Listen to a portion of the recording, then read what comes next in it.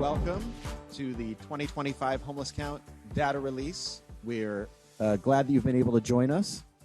There we go. Sorry, really into it. My name is Paul Rubenstein. I'm the Deputy Chief External Relations Officer here at the Los Angeles Homeless Services Authority, and I'm just here to very quickly welcome you to today's press event.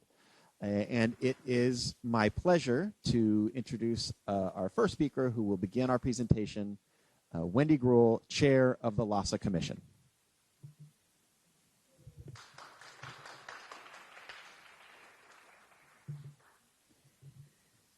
Good afternoon, and I'm pleased to be here on behalf of myself and my fellow commissioners who serve as LAHSA commissioners. These are not just numbers. They represent people who are neighbors, our friends, and our families. People who are looking to us to help in a humanitarian crisis on our streets and to help end that humanitarian crisis. LAHSA conducts the largest unsheltered point-in-time count in the nation. We do so in accordance with the rules and regulations established by the U.S. Department of Housing and Urban Development. LAHSA partners with the experts from the University of Southern California to produce the estimates we are presenting today. Each year, HUD reviews and validates the data that we provide to them. On our next slide, once counting has concluded, a small but dedicated team from LAHSA's Data Management Department begins our data reconciliation process to address erroneous data points collected by volunteers during the count, such as practice clicks make at the deployment site. This year, we have good news, exciting news to report to you. In 2025, 100% of the data for the homeless count was entered digitally and signed off by the people doing the counting. This enabled a simpler, faster data reconciliation process that did not require reviewing paper documentation. This was made possible by LAHSA's switch from pen and paper to a digital app a few years ago and working diligently to improve the process. The homeless count is best thought of as a regional snapshot of people experiencing homelessness at a particular point in time. The statistical methods that we used are designed for the regional level. As jurisdictions become smaller and we're looking at the geographical areas and the specific data sometimes becomes less precise. This is the primary reason why LAHSA provides population estimates only for the jurisdictions that the counts methodology is designed for. The Los Angeles Continuum of Care, as well as the City of LA and county service planning areas. I will note here that the Continuum of Care encompasses all of LA County except for the cities of Long Beach, Glendale, and Pasadena, which have their own separate continuums of care and conduct their own counts. For other jurisdictions, LAHSA will publish the community level numbers of individual people, vehicles, and improvised dwellings collected during the count. The count, as we know, is just one data source, which should be combined with administrative data from such sources as our HMIS database to form the most complete picture of homelessness in our region. What we see here today in these numbers is an important part of our point-in-time count. It is an important number of the people that we see who are living on the street or living in those shelters. And it is an important resource for us, amongst many other tools that we have, to address the issue of homelessness in Los Angeles. I want to thank the LAHSA team. I want to thank the volunteers and those individuals who helped us get this count together. And even as I jokingly said to Ben, even though it is from USC and I'm a Bruin, but I do appreciate all the work that you have done. It is my son is a Trojan now, so I have to be nice. But I would like to now introduce Dr. Felicia Adams-Kellum, who has led this organization in the last couple of years and seen amazing difference in the numbers that she's going to provide to you today. I'd like to thank her for her dedication and leadership as our LAHSA CEO. Dr. Adams-Kellum.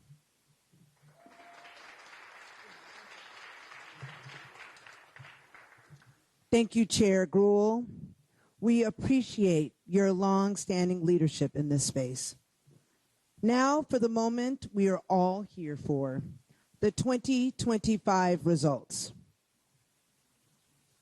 I'm proud to announce that thanks to coordinated efforts of LAHSA, our partners at the city and county, and service providers working on the ground every day, homelessness in Los Angeles County declined by an estimated 4.0% during the time of the homeless count to an estimated 72,308 people.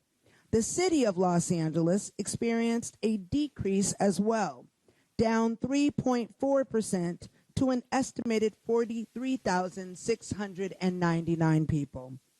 This figure for LA County includes results from all 4 continuums of care within LA County. With 2 consecutive years of reduction, reducing homelessness is now a trend in LA City and the county. Yes.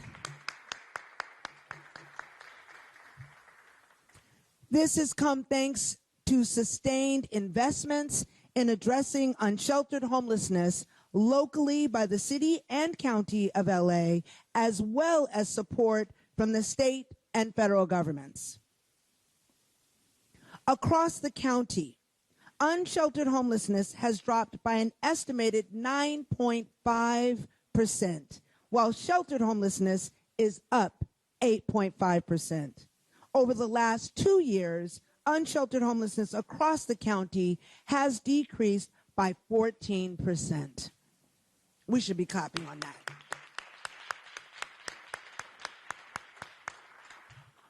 The city of Los Angeles experienced an estimated 7.9% drop in unsheltered homelessness, and the sheltered population rose by 4.7%. Over the last 2 years, unsheltered homelessness has fallen by an estimated 17.5% in the city of Los Angeles. Extraordinary.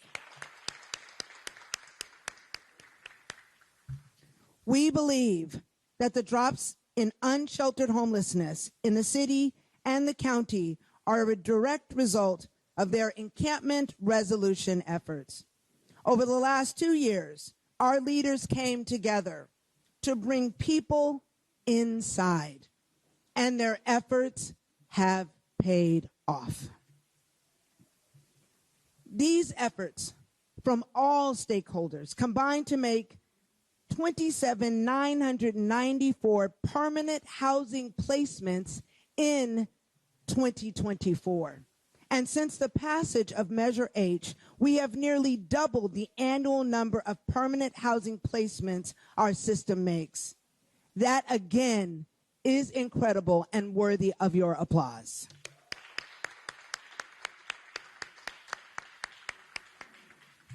It's a testament to the thousands of people who wake up every day, many of you are in the room, dedicated to bringing our unhoused neighbors home. And at the same time, we know that tens of thousands of people become homeless every year. The data LAHSA helped prepare for the Executive Committee on Regional Homelessness Alignment showed more than 60,000 people access services for the first time in 2024. Not all needed permanent housing placement, but every one of them needed help from the system. We also know that with reductions in rental subsidy funding in the coming fiscal year, we will be hard-pressed to maintain this pace. This makes it even more important that we commit to the creation of new permanent housing through resources such as the new Los Angeles County Affordable Housing Solutions Agency, or LAHSA. And now, I'd like to invite Dr. Benjamin Hinwood from USC, fight on, up to review the methodology used to produce the results we're sharing today. Thank you.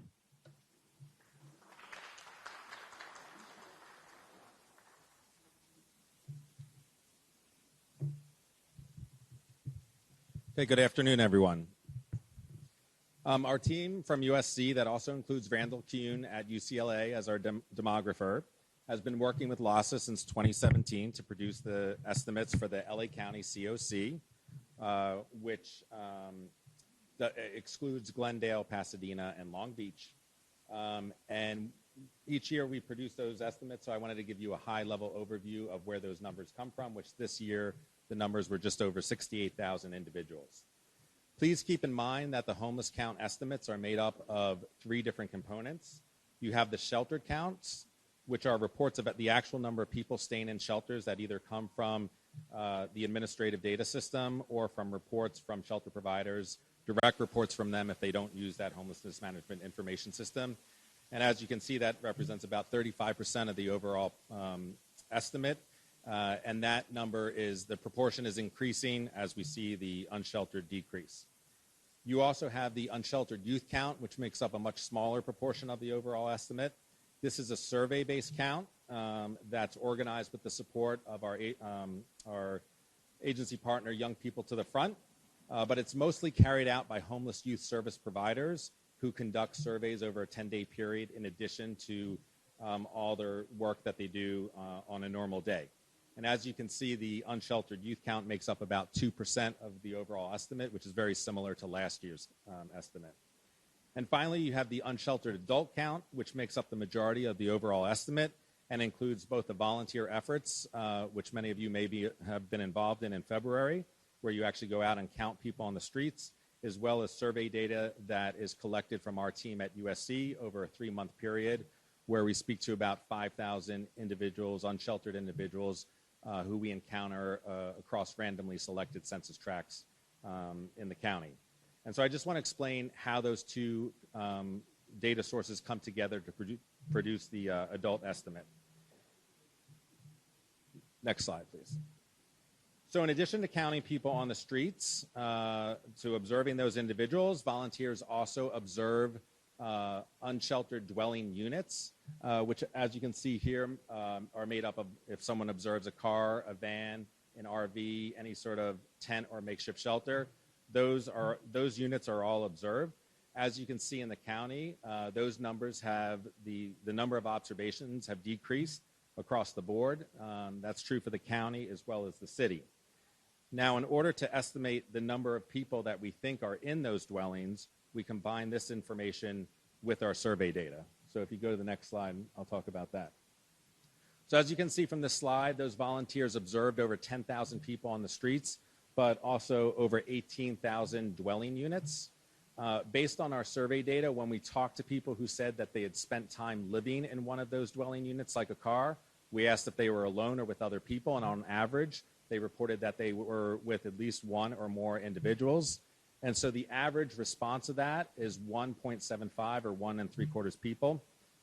Okay, so what we do is that we call that the multiplier. We take the number of observed units or dwellings, we multiply it by what we got from the survey data, and we come up with the estimate of just over 32,000 individuals that we believe were living in those dwelling units. When you combine that with the actual number of people who were observed on the streets, you get the total of just over 40,000 unsheltered homeless adults. Please keep in mind that that is an estimate, and because of that, there's a margin of error of plus or minus roughly 1,300 individuals. So hopefully that made sense. If it didn't, please talk to me afterwards, and I'll be happy to discuss that more. But at this point, I want to turn it back over to Dr. Adams-Kellum.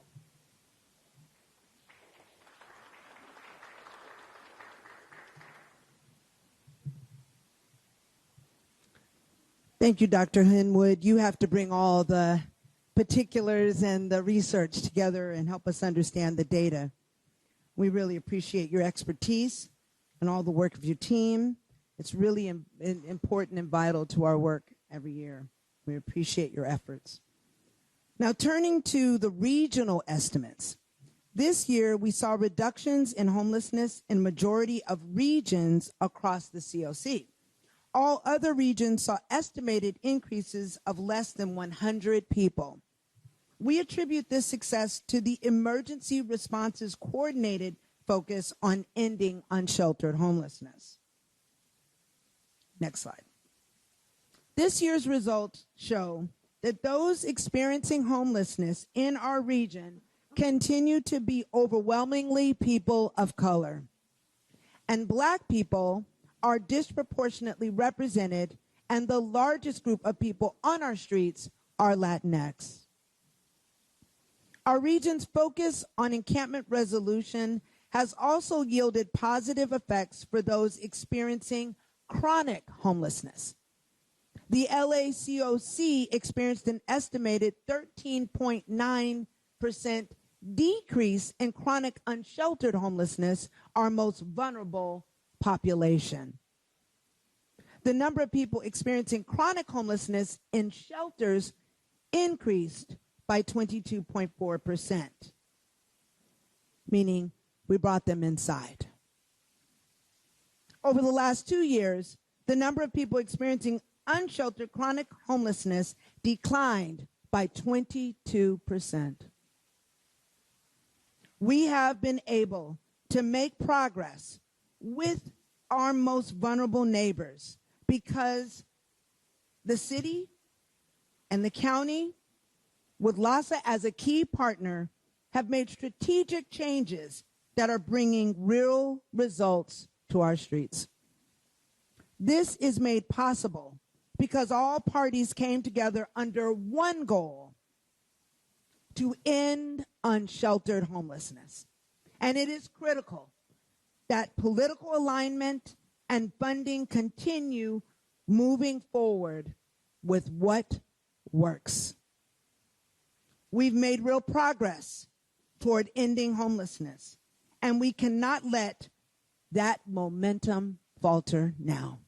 The dear people on our streets are relying on us, and we must continue to focus on bringing them inside. And now, I'm happy to introduce Mayor Karen Bass from the city of Los Angeles. The mayor has focused on solving homelessness since her first day in office, and I'd like to invite her up to make some remarks.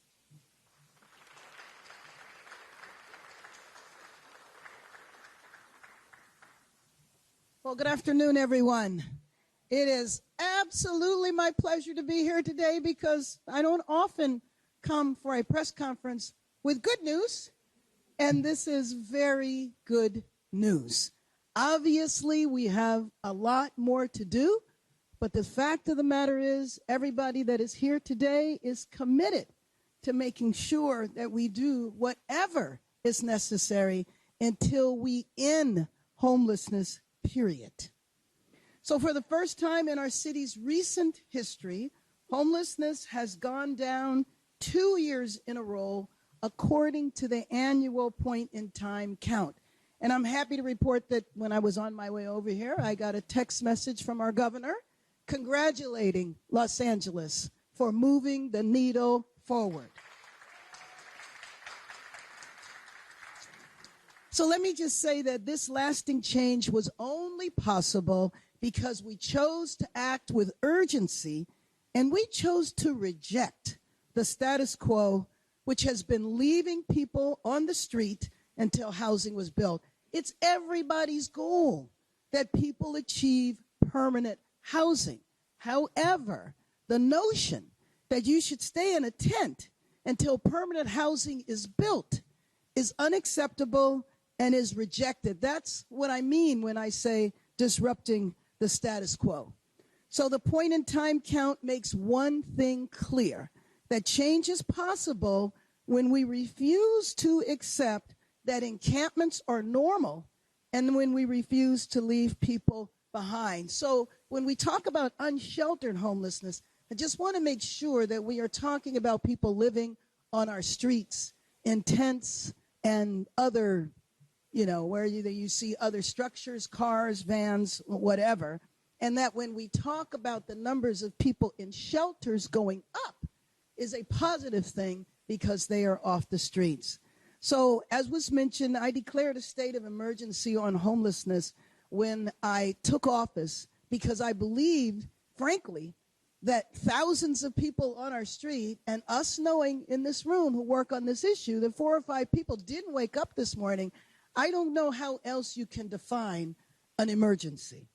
So over this last couple of years, we've conducted more than 100 operations in every council district in the city through the Inside Safe program.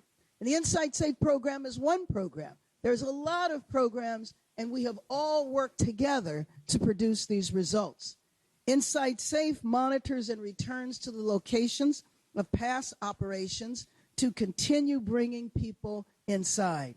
Now, at the same time, one of the things that I discovered as a newbie, just 2 years, when there are people here, like Stephanie, for example, and Felicia and Wendy, and a lot of people who've been doing this for years, is that there's policies that have been in place that keep people homeless. One of the most egregious ones that I always point out is that if you're a veteran and you receive veterans benefits, those benefits had been counted as income, and then we tell you, you make too much money, so we were holding on to 3,000 vouchers for veterans and not giving them to people who certainly needed them. So at the same time as we've been trying to get people off the street, at the same time as we've been trying to prevent homelessness, and there's many efforts to do this, but most notably I'll point out is the Mayor's Fund, led by the CEO who's sitting back there, Conway Collis, who we involved a university to document whether or not those strategies that are used by the Mayor's Fund were actually working. At the same time as we're doing all of this, we also had to fight to change policies on the state level and on the federal level. So today, the numbers bear out this comprehensive strategy. Street homelessness is down nearly 20% in the last 2 years. The number of makeshift shelters, tents, cars, vans, and RVs declined for a second year in a row, and permanent housing placements are at an all-time high. So these results are more than data points. They represent thousands of human beings that are now inside, lives that have been saved, and neighborhoods that are beginning to heal. Oftentimes, we don't talk about the consequences of street homelessness, but it's about business owners who can now welcome back customers through their front doors, children who can walk safely to school, and the families who can again use their neighborhood parks to play in. Now, are there still unhoused Angelenos? Yes. Are there still encampments? Yes. Is reducing homelessness by having people in motels still very expensive, and do we need to look for more cost-effective ways? Yes. But all of this are step forward. So I want to now just talk for a minute before I wrap up on the people who do this work day in and day out. I get to stand here at a podium and celebrate the success of people like Anita Kadane. Anita, raise your hand back there, because all I have to say is don't mess with Anita, because she is the Senior Director of Inside Safe, and I want to thank the entire team for the work they do to build trust and bring people inside. I also want to thank the chair of our Housing and Homelessness Committee, Councilwoman Nithya Raman. I want to thank my Deputy Director for Homelessness and Community Health, Dr. Estime Aganafer, for bringing her clinical expertise to improve services, something that we desperately need to do. And as doctor, by the way, she is an internal medicine doctor, because the health of individuals on the street is front and center to their ability to transfer to permanent housing. And then I want to thank the USC Street Medicine team. Thank you so much. Raise your hands.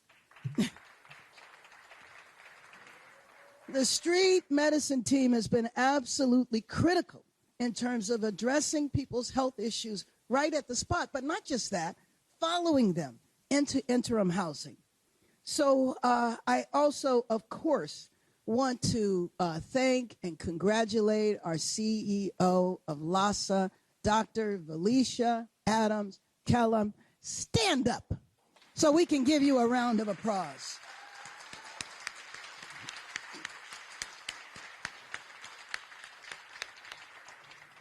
Through difficult times, she has fought to continue the trajectory of not just solving homelessness on the way, but ending homelessness. And to me, that is the perspective we have to have. We have to end homelessness. I also want to mention that she is the creator of Inside Safe. I asked her to come to the city first and help us get started what you had already pioneered and championed when you were at St. Joseph's. So I just want to say that my commitment to this issue is as strong as it has ever been.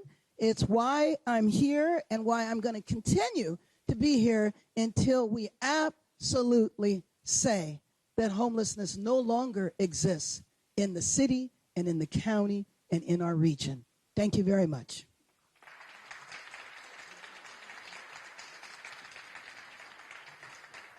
With that, I'd like to bring up Isla Gracian. Did I do it okay? All right, good.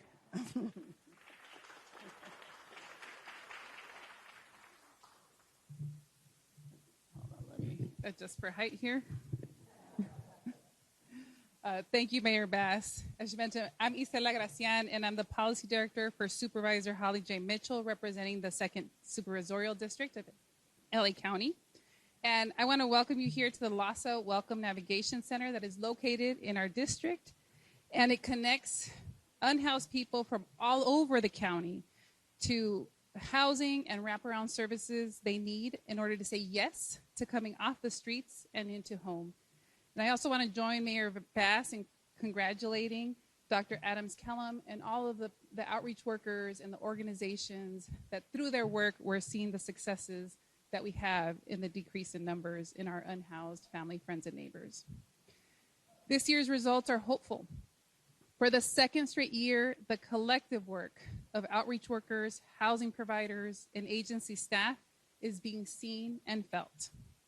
And although the number of unhoused people continues to be unacceptably high, voters' continued investment and aligned homeless service system continues to buck state and national trends with lower homelessness and higher housing placements. Supervisor Mitchell heard 2nd District constituents about the encampments, especially the RV encampments throughout her district. She advocated for the funding to continue the progress of LA County's Pathway Home.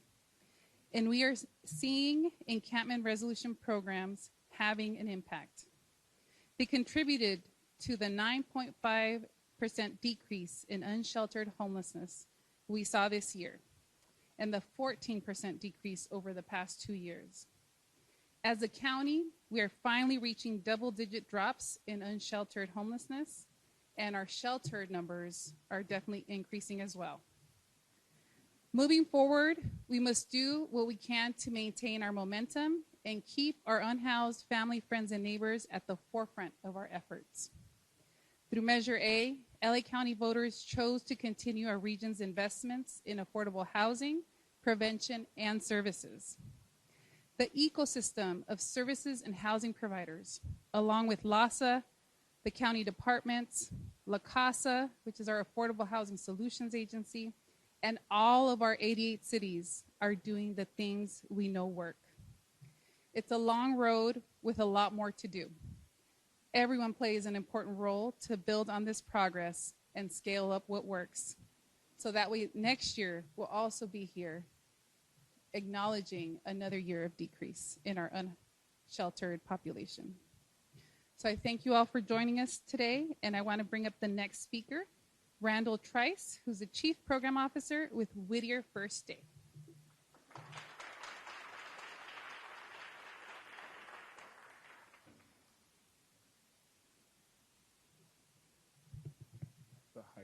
The height is just fine. Good evening, everyone. My name is Randall Trice. I serve as the Chief Program Officer for Whittier First Day. And I want to take a moment to speak for the transformation impact of the LA County Pathway Homes Initiative. And the critical role our team has played in helping individuals move from encampments to safe, stable housing.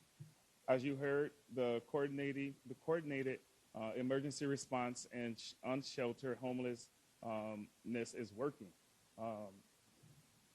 We have seen a 10% decrease in unhoused individuals across the county and an 8% drop in the city of Los Angeles.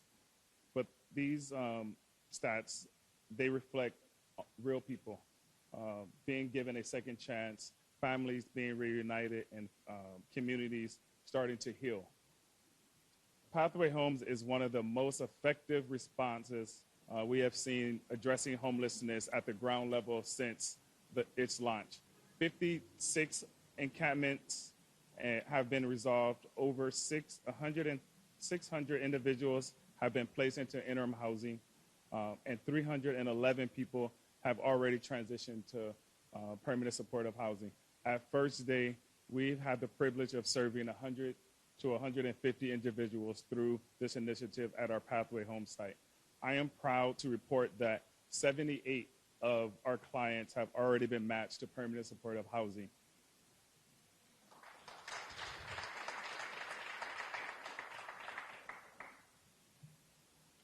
A major factor in this success, our team is committed to document readiness.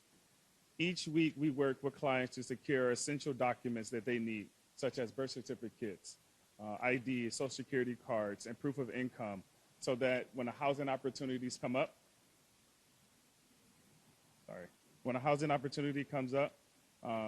this opportunity is available for them and they're ready to go. No delays, no missed opportunities.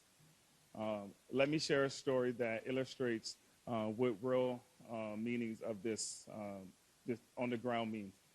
Alice, a 55-year-old individual, Latino woman, came into our facility in February during our final Pathway Homes implementation. She had experienced homelessness for over a year. Without any nearby family, her health had deteriorated from repeated hospitalizations, and sadly, due to the inconsistent medical care while unhoused, she eventually lost one of her limbs. Alice used a wheelchair often to rely on makeshift family of other unhoused individuals to help her navigate daily life. Alice said to us, being in a wheelchair while living on the streets is not just hard, it's nearly impossible. While Alice arrived at our site, she had no ID, limited access to her Social Security benefits, and little hope. Our team worked step by step, ordered her birth certificate, helped her replace her identification card, and coordinated her benefits. In just a few months, she was matched to a permanent housing opportunity on April 8th, 2025 through the LAHSA UHA portal. And officially moved into her new house, to her new home, July 9th. Today, Alice has a roof over her head, a case manager checking in weekly, and most importantly, a renewed sense of dignity. In Alice's words, if it wasn't for Whittier First Day helping me get my papers, I would still be waiting for housing. Now I got a door, a lock, and a bed I can call mine. Stories like Alice are the reason we do this work. Encampment resolution isn't just about clearing tents. It's about restoring lives. It's about offering safety, stability, and a path of healing. At Whittier First Day, we are proud to be a part of this, to be a part of the solution, and we will continue to work aside our clients, not just until they are housed, but until they are ready to rebuild. Thank you. Our job isn't just putting people into housing. It is to walk aside them until they are ready to rebuild. Thank you guys so much. I would like to call Stephanie to the stage.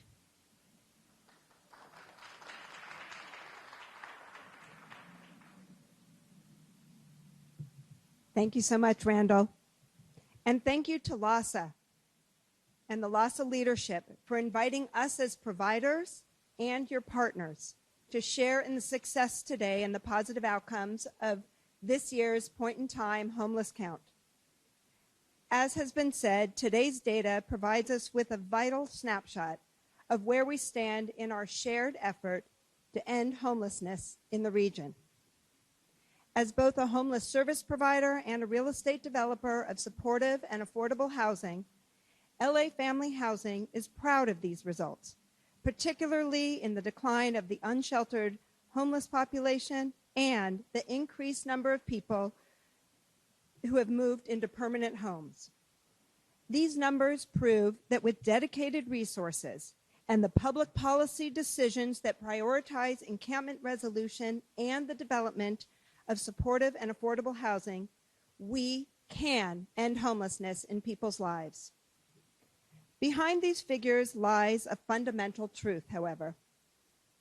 The primary driver of homelessness here in Los Angeles is our persistent affordable housing shortage. The reality is stark. Renters in our region need to earn nearly $50 an hour, or almost 3 times the city's minimum wage, just to afford the average 2-bedroom apartment. The gap between income and housing costs is the root of our crisis. According to the California Housing Partnership data, nearly 500,000 households across LA County lack access to an affordable home. These are families, seniors, veterans, and individuals who are vulnerable and in need of our immediate attention. As research has continually shown, the lack of affordable housing is the driving factor to the persistent inflow into homelessness. Addressing this challenge requires us to significantly increase housing production and increase the supply of rental subsidies critical to helping our participants access existing units in the market. Creating opportunities to build and access affordable and safe homes is about restoring stability, hope, and dignity to thousands of lives. When we prioritize and accelerate affordable housing development, we create a ripple effect that can dramatically reduce homelessness.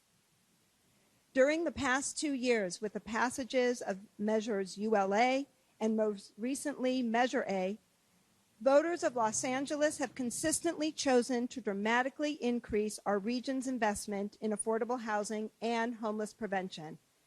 For that, I say thank you, voters. However, as Dr. Adams-Kellum mentioned, funding for critical tools like time-limited subsidies and regional access centers have been cut, which may impact the positive results we're highlighting today. In response, our community must come together to continue moving our unhoused neighbors inside and expand our housing supply so more people can permanently move home. In so doing, Los Angeles can transform these count from numbers into a future where everyone has a place to call home. As we celebrate the policies and numbers today, really, we are celebrating the people who benefit from our region's rehousing system. And for that, I am so proud to introduce our next speaker, Carlette Palmer, to share her story of moving from an encampment into a permanent home. Carlette?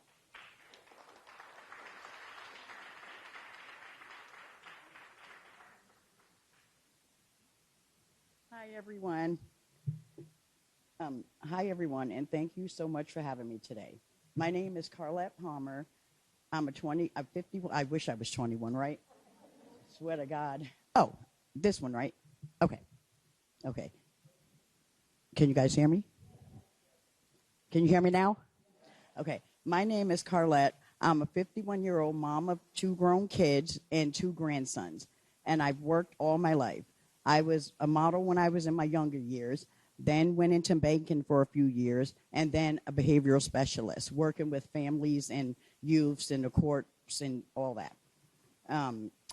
I have, what is that? I'm so sorry. I now have my own cleaning business, which is Mrs. Clean Cleaning Services. 916-500-592. 5962, seriously, free advertising. 916-500-5962. Seriously. Write it down. Mrs. Clean, the cleaning diva. Okay? So I now have my own cleaning business, but a few years ago, my life changed after I was a victim of a violent crime. That's how I ended up, moving and relocating, and ended up somehow from there in my car, which is how I ended up in this program. One day while I was at the Top Hat Motel helping someone that I was doing in-home care services for, an outreach worker actually came to that hotel, and her name was Marlo. She saw me and quietly asked me to step outside to speak with her.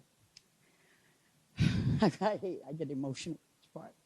But she asked me about my situation, and I just started crying and told her the truth, which was the first time I actually said it out loud. And then she asked me if I could leave now with her, and I said yes. And then she asked me if I had gas, and I said yes. Why, to this day, I don't know, because I was on fumes. But either way, I followed her, and she then brought me to the Willow Tree Hotel in Sun Valley.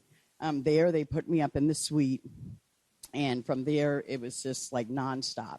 That's where I met Eric, my housing navigator. He was awesome. He always followed up with me, like answered, called. He looked for places, I looked for places, and luckily I found my own place. Today I live in my own place, the Renaissance Tower, which actually means rebirth, which I think is, deep to me. And that's what it feels like. I'm working again, and I have some new clients actually in my building that I'm cleaning for. I just wanted to say thank you to LAHSA and Mayor Bass and Eric also, and the rest of the LA Family Housing, and everyone who helped me along the way. You gave me back my life. Thank you. Mrs. Clean Cleaning Services. No.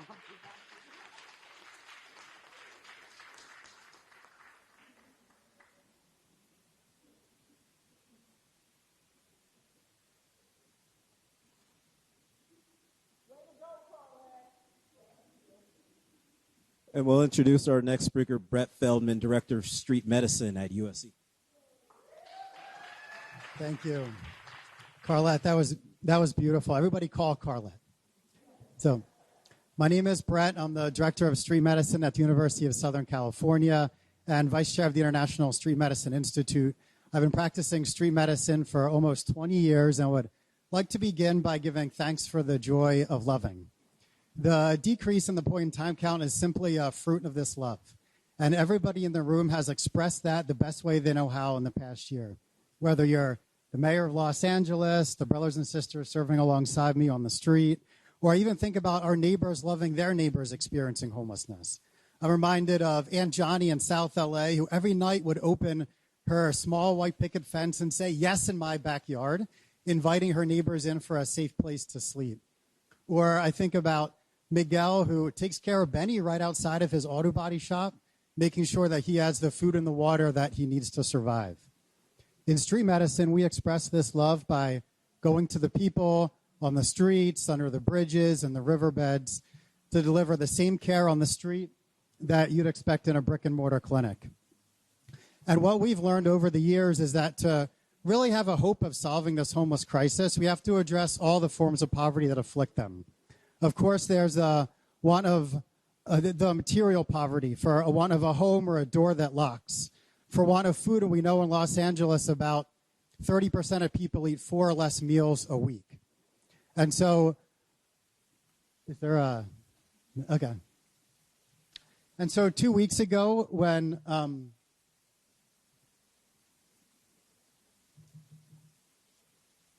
the slides, yeah. When Rosa came out of her encampment and told me that she didn't feel safe, next slide, that she didn't feel safe in her encampment, which is not surprising. Over 90% of females experience sexual assault. And that she was inspired by our community health worker, Luna, to go back to school to become a community health worker, but with no shower to get ready for class, no internet for which to take those classes. That dream was an impossibility. So we called the mayor's team. Within 2 hours, they identified a room for her. Within 2 days, she moved into that room. And so now, inside safely with a door that locks, a shower to get ready for class, internet to take those classes, we'll be helping her enroll for the fall semester. Next slide. In addition to the material poverty is the poverty of health. The physical comorbidities, psychiatric disease, and substance use disorders, if not treated now while they're still on the street, will prevent them from ever walking over the threshold into housing or being able to keep that housing. Next slide. I don't know how well you can see this, but one before that. I'm reminded of Rudy, who lived over this bridge. Every day had to traverse this bridge back and forth just to find food. But at 78 years old, with end-stage heart disease, end-stage kidney disease, and unsteadiness on his feet, we were so worried he would fall into this ravine. So this is Joseph, our community health worker, wrapping reflective tape in order to light his way. But when Rudy developed cancer, requiring daily chemotherapy and radiation treatments, we couldn't do it from this encampment. So we called our friends at LAHSA, who got him inside where he could be safe to get the treatments and get transportation to and from every day. But as terrible as those poverties are, the worst poverty that we see is the spiritual poverty, of feeling unwanted or unloved. A poverty only deepened when a neighbor calls to have another neighbor's encampment move, pushing them around the city that they feel is their home, but no place to put their physical body. Where do I put this if it can't be anywhere? And the only way we know of to solve this poverty is through love. And it was a lesson taught to us right outside, 2 slides, of City Hall East by David. When I first met David, I was walking by and there was all this trash there at the time, and I thought David was a pile of trash. I walked by and the trash just rustled. I was like, what is happening? And I looked down and David pops up and he starts going over, yelling and mumbling, and we just looked at him until finally he came over to this tree in the foreground, and I thought, now's our opportunity to talk to him because he's in one spot. So I went over, and it took me about 20 minutes to get this out, but you'll know no matter how much somebody is experiencing psychosis, not every thought they have is psychotic. So it took me time to understand what he was saying. And he told me that he was very itchy, that he was worried about his head being very itchy, and he was scratching it hard, and he wanted me to take a picture because he thought it was bleeding. So I took a picture. I showed him that, yes, it was bleeding. I told him that he had scabies all over, but that normally we would give him a shampoo. He can't have that because he's living here, but we could give him ivermectin, which did exist before COVID. And so I went to the truck. I brought him the ivermectin and gave him water. He swallowed it and then went back to doing his thing, yelling and mumbling. So I thought, well, I guess it's in his belly. I'll start walking away. So I started walking away, and he grabbed me and told me to stay right here, walked to the back, and started looking around at the flower beds, taking rocks, looking at them, throwing them, and then he pulled out this rock and started looking at it up and down. It was the perfect rock. And he came over, grabbed my hand, pulled it out, slapped it on my hand, closed it, and then went back to doing his thing. And so now this rock is my prized possession, not because it has any inherent value in itself, but I wouldn't sell it to any of you, but because I think what David saw was that we were trying to tell him through our medical care how much we loved him, and he wanted to reciprocate it with this rock. And that's what I've seen from all of you on the street, is that there's many different vehicles for which to deliver that love, but the same precious cargo. So as you leave here today, you go back out, you go back serving. Think about how, whether you're part of the press, the mayor, folks with LAHSA, how you can use your vehicle to deliver that same cargo of love. So I want to call up just a few folks, just the folks that helped us walk through the data. So Chair Gruhl, Dr. Adams-Kellum, Dr. Henwood, and Mayor Bass, if you can join us here. And we'll take a few. We have time for a few questions. These results reflect years of investments in what we know works: permanent supportive housing, rapid rehousing strategies, client-centered services that address not just housing, but also mental health and overall well-being. Our commitment to prevention through data-backed interventions. Just getting a mic ready for the press here. Local governments and nonprofit sectors.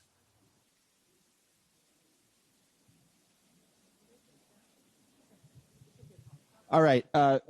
Since if the mic isn't working, we'll just try to repeat the question. Hi, everyone. I'm wondering if we have any specific data on or numbers on veteran homelessness. I know you touched on that a little bit, Mayor Bass. Veteran homelessness. Anything on those specific numbers? You know, I know it hasn't been broken down yet demographically, or that hasn't been shared yet, but yeah. No, I'm going to follow up with you with exact numbers, but only on my part. which is the 3,000 vouchers that we had before the policy change. And it's my understanding that we're about 50% through those 3,000 vouchers. But I will refer you to Lourdes, who is in charge of HACLA. You know Lourdes. And then she can tell you exactly where we are in terms of the number of vouchers, meaning the number of people that have been housed. But we don't know if there has been a decrease or a stasis in veteran homelessness specifically. I can speak to that. I think the subpopulation tables will be made public after the press conference. But essentially, the veteran numbers were flat. Keep in mind that the veterans numbers have a larger margin of error, so we'd really need to see a big decrease to have that any kind of difference. But from our estimates, they were flat. Okay, thank you. Yeah. Were there any differences in the top line data shared with elected leaders in the briefing last week and the data shared here with the public today? And if so, what were the reasons for the differences or discrepancies in what's happening? There were no significant differences in the data that was shared. The top line numbers were the same.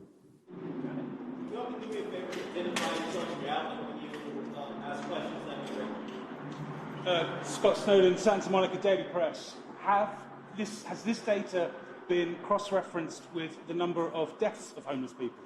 So, for example, if that had gone up, then that's going to affect the number that you're showing as having gone down.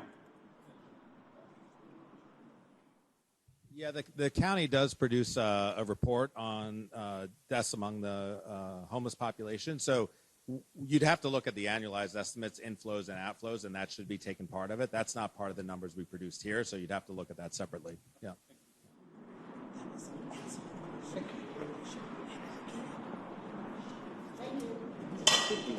All right. Thank you, everybody. Oh, wait. One more.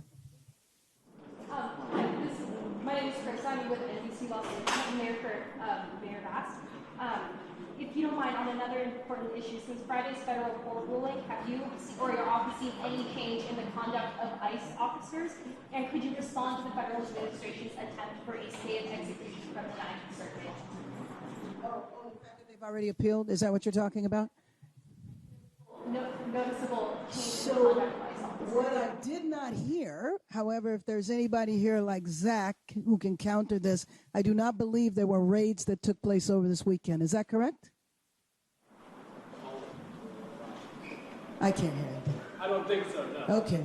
So, but we anticipated that.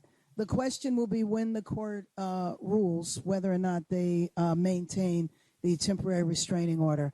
But however, I think that everybody understands how egregious the behavior has been. The fact that we did not need the federal takeover of our state. We did not need troops on our street. And we can leave it at that because this press conference is about another topic. Sorry, we're going to keep the topics to just how much time does anybody else? All right. Thank you, everybody.